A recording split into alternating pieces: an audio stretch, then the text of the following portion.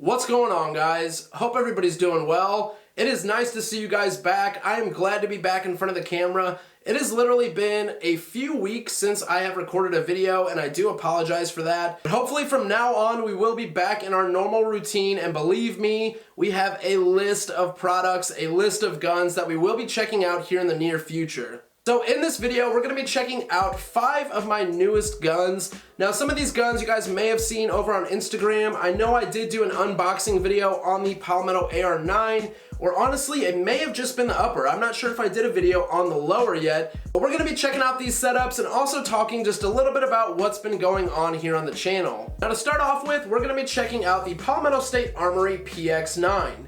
The PX-9 has a 10.5 inch barrel, really nice lower receiver, almost like a billet type look. And this setup here does come with the SB Tactical PDW brace. I like this brace. This is my first PDW brace, believe it or not. I don't know why, I've just never really been interested in the PDW brace, but now that I have one, I do really like it. Now, in my opinion, there is no other pistol brace on the market that will ever compare to the SB Tactical SBA3 brace. That is, unless SB Tactical outdoes themselves once again, which they have been known to do. Now, this is a complete build from Palmetto State Armory, and most of these parts are made by Palmetto State Armory.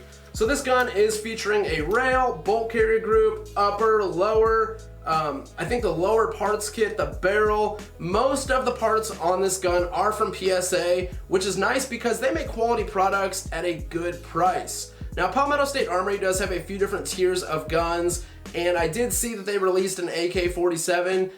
I don't know what to think about that. When it comes to AKs, I really try to stick with, higher quality AKs. Maybe down the road, we can get them to send us an AK out to do a little bit of torture testing with and see what it'll put up with. Now, on this gun, I am running a Leupold Delta Point Pro, and it is sitting on an American Defense QD mount. Now, moving on from here, and like I said, this video is kind of random. I dropped the AR-9, but we're just gonna go through these guns, talk a little bit about them, and I really just wanted to see your guys' opinions on these newer guns. Now, moving into the next 3, they're kind of oddballs. The 4th one you guys have seen before here on YouTube. I have not done the dedicated video yet, and you guys will find out why once we get to that gun.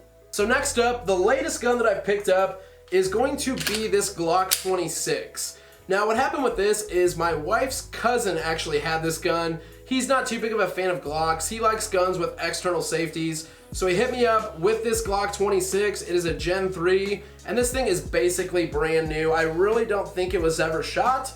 He sold this to me for really cheap. I really don't even want to say the number. But with this Glock 26, we are going to be using most of these parts to build the Polymer 80 PF940 SC, which I have had a Polymer 80 PF940 SC frame for quite some time now. I believe I've had it like since or before SHOT Show. The guys over at Polymer 80 sent one out, but I screwed that frame up. And one thing that I did with that, which I plan to do a whole nother video just on this topic once we get the other one built.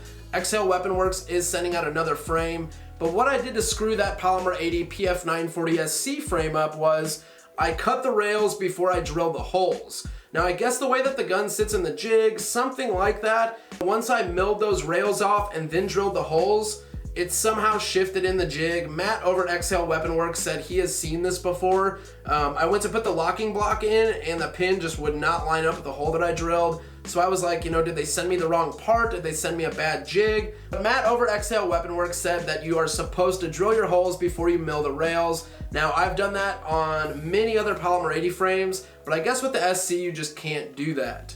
Now, on this Gen 3 Glock 26, I did go ahead and upgrade a few things, and the only things that I upgraded were the slide release and the magazine release. I did go ahead and put the Glock OEM extended on here. It just makes it so much nicer when you're operating the gun. And I did throw on a Hive Technologies +2, bumping that 10-round magazine up to 12 rounds. Now, the Glock 26 is just an awesome all-around gun. Great carry gun, great self-defense gun, home defense. The Glock 26 can do it all, except it does not have a light mount. Now, you can pick up a Streamlight TLR6 for this gun, and I'm not sure if there are any other options. I really haven't heard of any other options, but there may be some now that we are approaching SHOT Show in the next few months. So we'll just have to see, but all in all, the Glock 26 is an awesome little gun, and we will be doing the Polymer 80 PF940 SC build with these parts. Now the next gun that we're going to check out is one that I would normally not pick up, but a guy at work had it, and I really just couldn't turn it down. It was kind of weird, it was kind of unique, and this is a Zastava Model 70 chambered in 32 ACP. Now this is a fairly common milsurp gun. They can be had for right around 200 bucks. So there's really nothing special about this gun, and honestly it is pretty cringeworthy in my opinion, and I don't know if I got one that just, you know, was pretty worn in, pretty broke down, but from what I know, these are fairly cheap milsurp guns. Just everything about it's really gritty.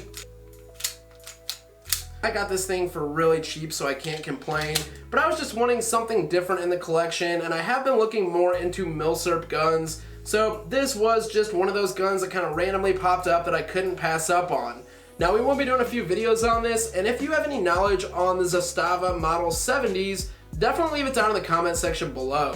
Now moving on from the Zastava Model 70, the next gun that we're going to be checking out gets a lot of love as well as a lot of hate, and that is the Taurus Judge. Now personally, I have owned one of these in the past. It really didn't, you know, float my boat, so I ended up getting rid of it. But my wife's uncle cut me an awesome deal on this gun. I really couldn't say no.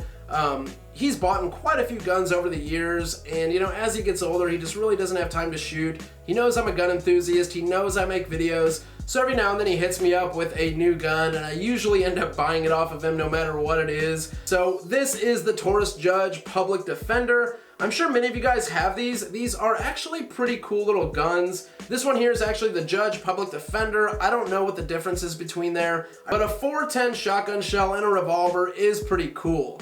Now this gun does also shoot 45 long Colt.